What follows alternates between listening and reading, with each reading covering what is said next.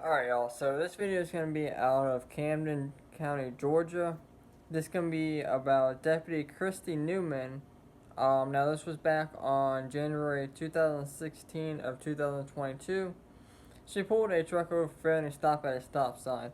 So, obviously, it's not the crime of the century. It's a traffic stop for failing to stop for a stop sign. Alright. So, anyway, she pulls the driver over.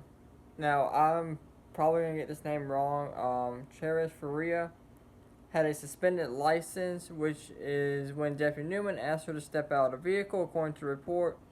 Before walking over to her truck, Newman learned Faria had a non-judgment suspension.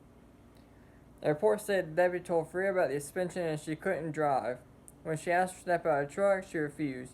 Deputy Newman called for backup, and a second deputy arrived after hitting the driver's front bumper.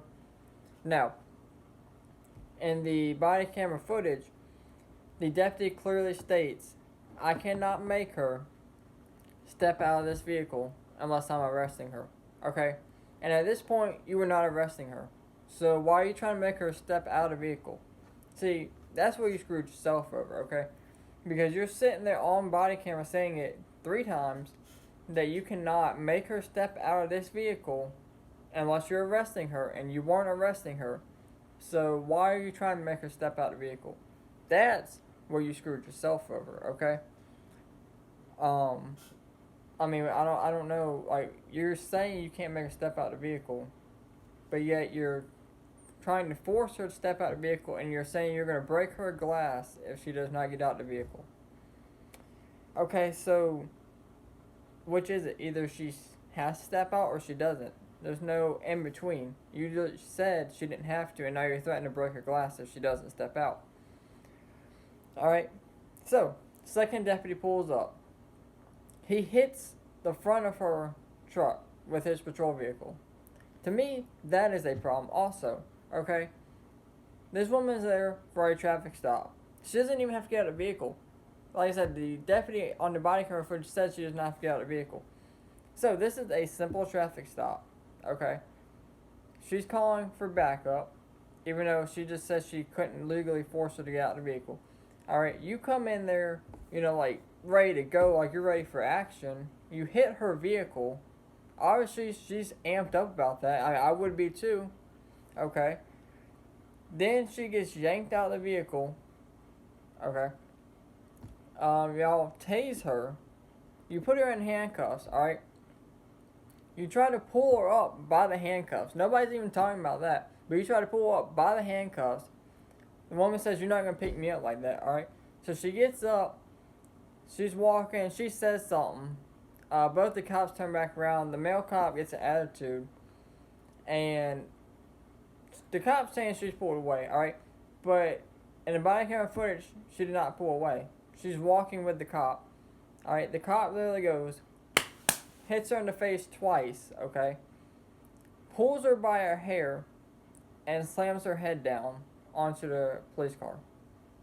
That's not what your job was to do, alright?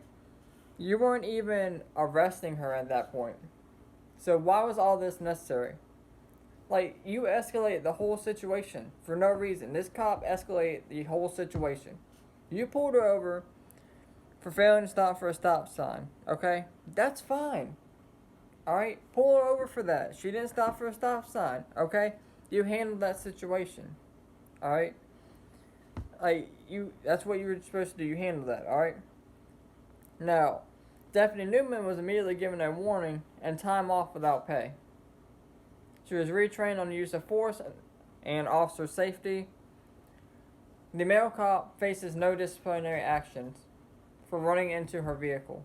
And she basically got a slap on the wrist.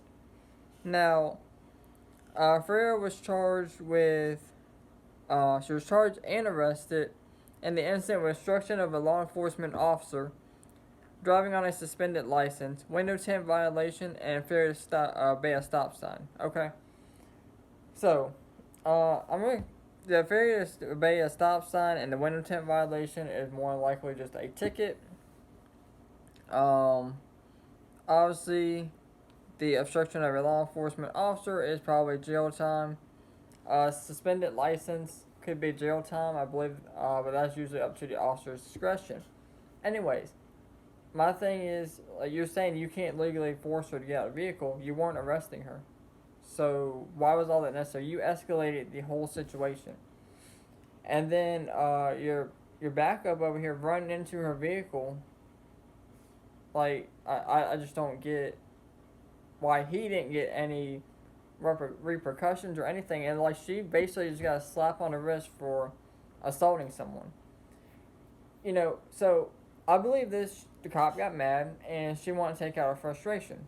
So she can go around and go to a female suspect, all right, pull her by her hair and slam her head into a car. Not to mention she's gonna try and pick her up like this by the handcuffs. But if a normal citizen was mad at somebody, okay, and goes to somebody, picks them up by their hair, and slams them into a car, they're probably gonna go to jail for assault, battery, some kind of assault or battery charge. They're gonna go to jail for that, okay? So what is the difference between them and citizens, all right? And matter of fact, they should be setting an example for the citizens. But yet, nothing happens to either one of these officers. Alright? So, I hope this woman sues. I hope she gets every penny that she's suing for. But with that being said, if y'all want to watch the video, it's on police activity. But let me know what you guys think down in the comments below. As always, thank y'all for watching, and y'all stay safe out there.